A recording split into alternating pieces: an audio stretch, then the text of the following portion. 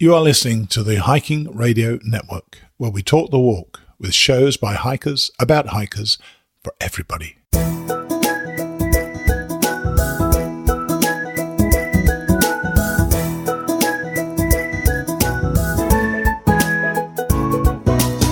Mighty Blue on the Appalachian Trail, the ultimate midlife crisis.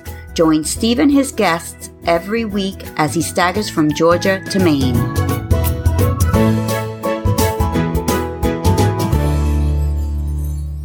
Hi, and welcome back again to Mighty Blue on the Appalachian Trail, the ultimate midlife crisis, where I share my story of through hiking the AT in 2019, or at least trying to through hike the AT in 2019.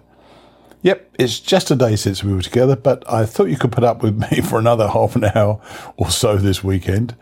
As you know, I tend to make use of Wi-Fi when I can, and the chance came this weekend to cover 6 days. So after the 3 yesterday, I'm back again with these last 3. And of course, it gives me 2 chances to sing the praises of our sponsor, Sawyer. So here goes. When I hit the trail in 2014, I soon discovered that I come with the wrong water filter. Everybody else had a Sawyer squeeze. Eventually, I bought a squeeze and I loved it. I'm going again this year, and top of my list of things to buy was the new micro squeeze filter by Sawyer. Like all Sawyer stuff, it just works. You can filter up to 100,000 gallons, and their full-size squeeze filter comes with a lifetime warranty.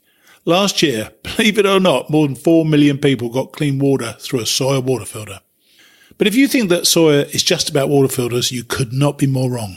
Nope, they supply everything to protect you, both in the backcountry and the backyard.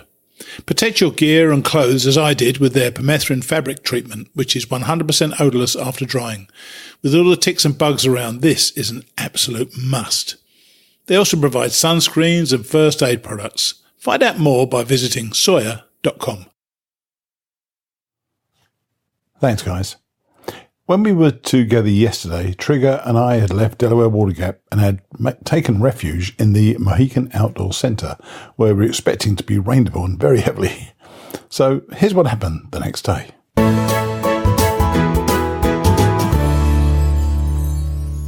Day 109, Mohican Outdoor Centre, mile 1305.9 to Gren Anderson Shelter, mile 1326.9, a 21-mile day. We had an early 300-foot climb out of the Mohican Outdoor Centre, and that really put the breakfast calories to work. We've been spoiled for quite a few miles now. You know, we're not getting these huge 3,000 foot climbs anymore. We might get a 300 or 400 foot. We might get even a 500 or 600 foot, maybe at the odd 700 or 800 foot. But really, for many miles now and several weeks, we really haven't had any major climbs at all. I know I think they're a thing of the past. They are definitely a thing of the future, and we do know this is going to change. But I suppose it gives you the opportunity, or gives us the opportunity, to consider making some quite substantial miles, and doing another 21-mile day just really helps us in our management of our time and getting to the end of this trip by, we're now thinking the 24th or 25th of August, and that will be great for us. So we're up at the top, eventually back on the ridge, and the rocks started to be quite tricky again. They're not as sharp as Pennsylvania, but they are definitely still there. Why anybody thinks that rocks would stop on the state boundary, I can't imagine. I seem to recall it last time. It was, there was some relief that I got to the boundary, that it might get better, and it did definitely improve, and they certainly weren't as sharp. But they're still definitely there, and they definitely get in your way a lot. But I'm absolutely loving the way that we get to climb up to a beautiful ridge, and we get expansive views, often to both sides. Early on this particular day, the views were to the southeast with open rocks to walk along, and it reminded me a lot actually of New Hampshire, and just the views you get off these just open rocks, looking out into the scenery around you. And we were looking down onto a town. It was absolutely glorious. There are also some very pretty tent sites up there as we walked along the ridge. And, had we been looking for a tent site, 1 or 2 of those would have been great places to stop, to tent, and then just look at the views and for sunrise the next morning, because we were looking east. After about 2 miles, we got to the Catfish Fire Tower, which turned out to be our highest point of the day. And sometime around here, I can't quite remember where it was, Trigger ran into a guy called Boot, who he'd last seen in Georgia. We walked for quite a bit of the rest of the day together before he ducked out at Culver's Gap to be picked up by somebody. It's funny, actually, you would be surprised at how often this happens, where you see somebody, I don't know, after mile 100 or 200, you really don't see them for another 1,000 miles. Happened to me in 2014 quite a lot. And, it's great to know that these people you thought either were ahead of you or were behind you will still plug it away, probably no more than a day or two away from you, and doing very similar miles to you. And just to see these people, it's just great for all of us. Then we dipped down for 2 miles before heading back up to the ridge. There's a lot of this in New Jersey. It's pretty much ridge walking for a lot of the way, but then there's always, you have to go down to towns or parking spots or so on. And of course, every time there's down, there's always an up. And luckily there was enough water today. There were plenty of places in the streams, and we were able to keep ourselves hydrated. And that does, I think I mentioned the other day, does make a lot of difference to my hiking when I can make sure I'm properly hydrated. There were more great ridge views before we eventually descended down into Culver's Gap. And Culver's Gap is where, as I say, we lost Boot. He was meeting somebody at another bar. I think it was called Gips or Gips Tavern, something like that. But we saw the Mountain House Tavern. Frankly, we knew there was booze there, so we went in there for a couple of beers and a snack. And because we'd set our sights on the Gren Anderson shelter, we wanted to try to be, as I say, doing these 18 to 21 mile day or 18 to 20 mile days. And this was a 21 mile day, which would have been pretty perfect for us. We knew we couldn't drink, and frankly, I didn't want more than 2 beers anyway, but a third beer might have been unnecessary because we had to climb back up to the shelter. And when we were going to the shelter, there was a stream, and both Trigger and I got water from the stream. It turned out to be brown water. And for some reason, we both seemed to have the impression that there was no water at the shelter. Turns out that there was, but both of us picked up a couple of bottles of nasty, dirty brown water. But, it is where it is. Then, at the shelter, we got a text from an old friend we hadn't seen since Harper's Ferry, Dodger Dog. She said she was coming to the shelter and then she was going to be meeting up with Cushy Life the following morning. It was so nice to hear from them. We haven't hiked around them. Cushy apparently had taken Zero. Her husband had come down to meet her, and so we were meeting the following morning. And as talk about irony of ironies, I was meeting a listener, a lady called Barb Erschlegel. I don't know if I pronounced that correctly. I think I have. Barb Erschlegel, that's right. And we'd arranged to meet her at exactly the same place Dodger Dog was meeting Cushy and Cushy's husband. And these coincidences happen, I guess, on the trail. So we knew we'd be meeting Cushy the following morning, and eventually Dodger decided, obviously, to stop and have a drink at the Mountain House Tavern, and eventually she turned up after I was in bed. But it was lovely to hear her voice again, and I knew I'd be seeing her again the following morning. But that was the end of day number 109.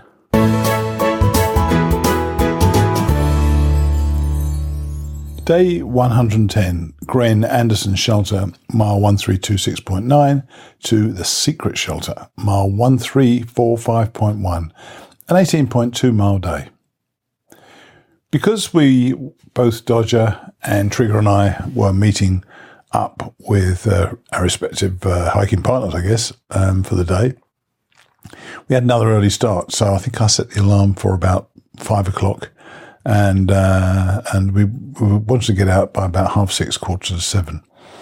And it was lovely to see Dodger. She just gave me a big hug. She seemed pleased to see us as well. We hadn't seen them for about 300 miles, I guess, since 350 odd miles. So it was lovely to see her again. And we set out together. She'd actually been hiking with Cushy and 2 other guys, Doc and I know I'm going to forget this. I've forgotten it. And Doc and Solo. That's right. I think it's Solo. But I think they were still back at camp. So me, Dodger, and Trigger headed out, and she does hike fast.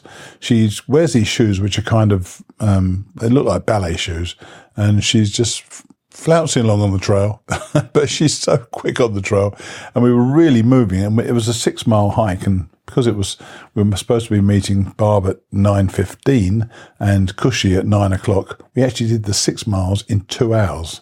The problem with that, of course, is that I fell.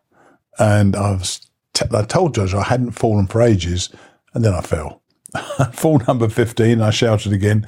And actually later on, when I was hiking with Barb, she'd brought some cherries along, and I was eating some of these cherries, and I thought there was some cherry juice on my arm. Turns out it was blood. So I've drawn blood again now, but it wasn't too bad. Then we got to the Deckeridge Turnpike, I think it's called, Deckeridge Turnpike rather. And there was both, that was Cushy and Mr. Cushy, Rob, he was there. And they had donuts and coffee for us. So of course we tucked into some of that. And then a few minutes later, Barb turned up and she had tons of trail magic with watermelon and drinks and a couple of beers. And it was just really lovely. And she was full of energy, Barb, and game to hike with us. You know, Bruce tried to come out a few weeks ago with us and took on quite a bit as well. And Barb is actually older than me. I won't tell you how old she is, but she's slightly older than me. And she was just full of energy and really enjoying the idea of going hiking.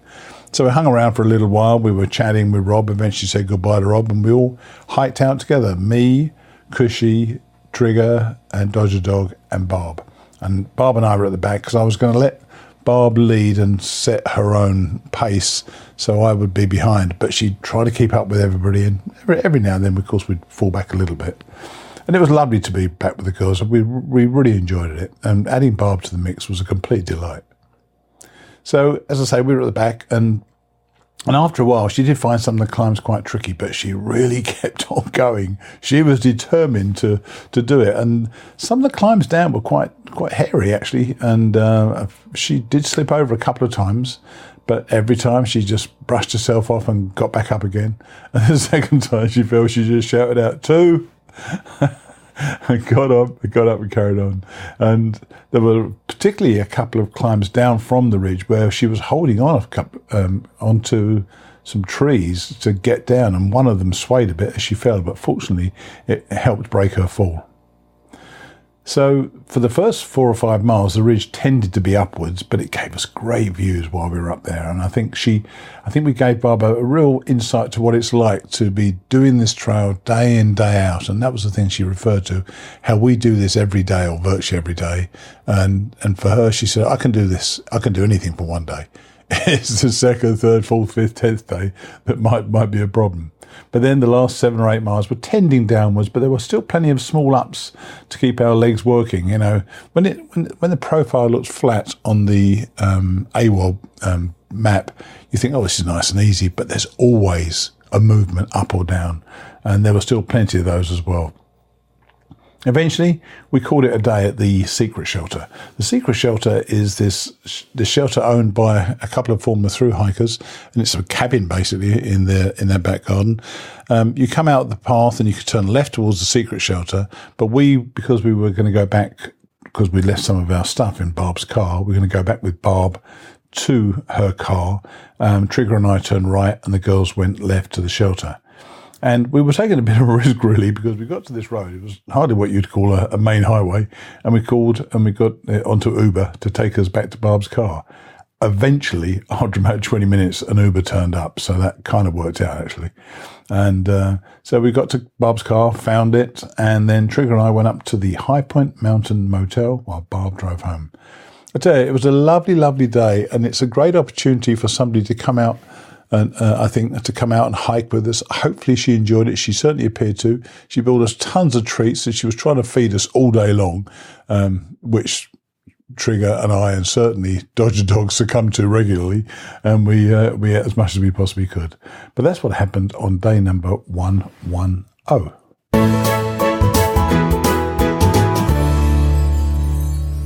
Day 111, a 0 day.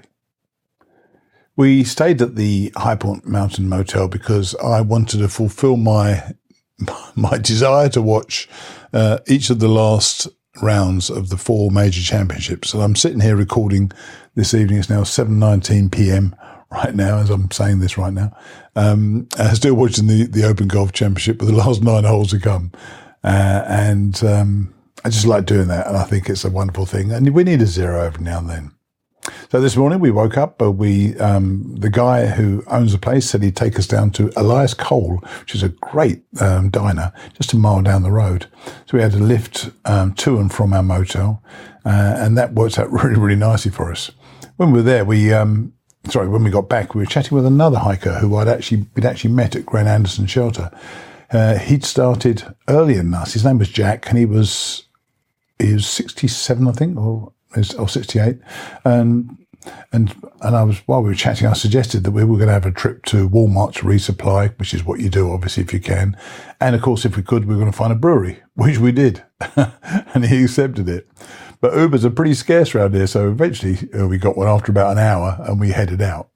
We went to Walmart. We did our thing. We got all our stuff. And one of our listeners has written in to tell me the best way to attach my umbrella to my strap using Velcro. So I bought some Velcro. I'll be cutting some of that up later on this evening after the golf and seeing how that works. But thanks for that. And when we got back to the motel, I sat down with Jack and he told me what another old dude was doing out there. Here's Jack. Okay, I'm here with a guy called Rod Riley. Hi, Rod, how are you? Good, how are you? Not too bad. And your name on the trail is Jack. Jack. And you're now one of the oldest people I've met on the trail so far this time. 68. You're 68 years old. So how long have you been wanting to do this? I have wanted to hike this trail for 44 years. So what took you so long?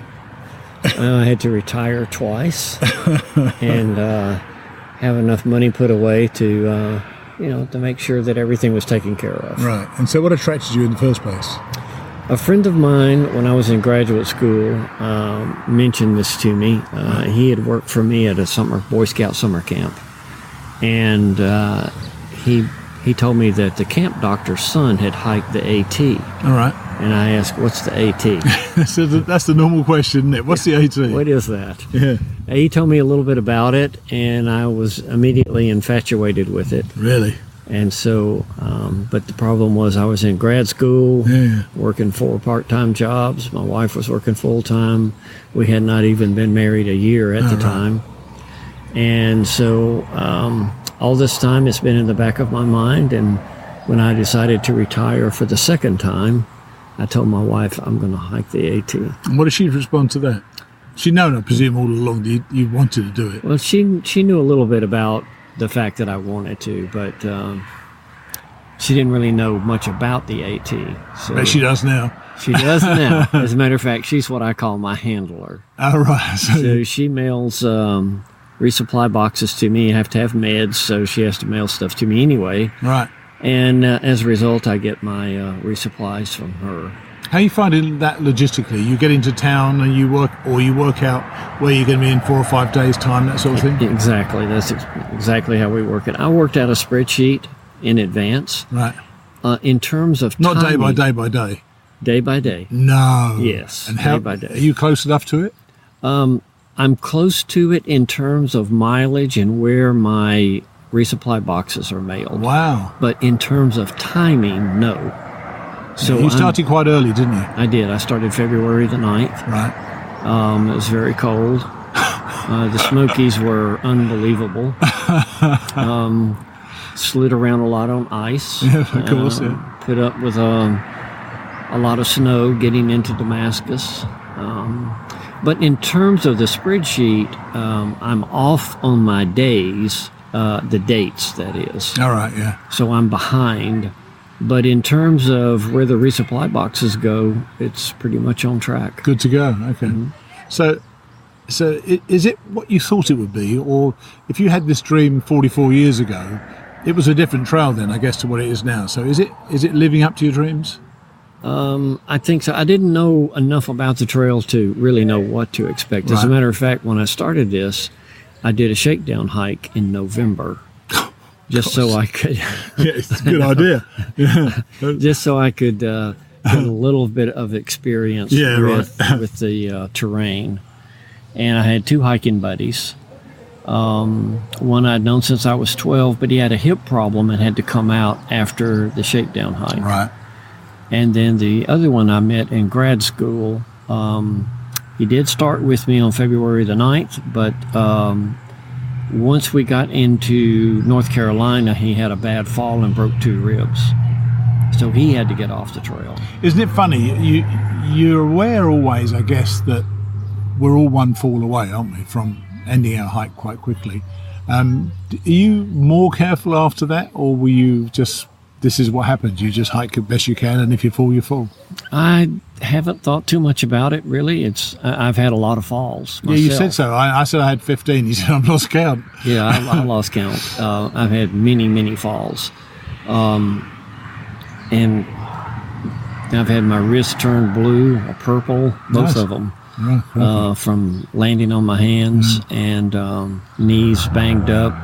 Everything from the knees down is sore from time to time. Has there been a moment when you thought, what am I doing here?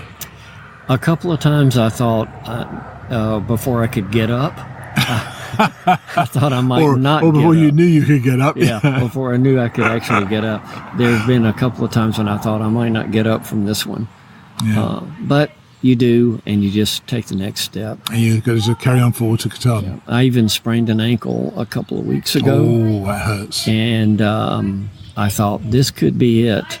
But I was 5 miles from where I intended to camp and had no water.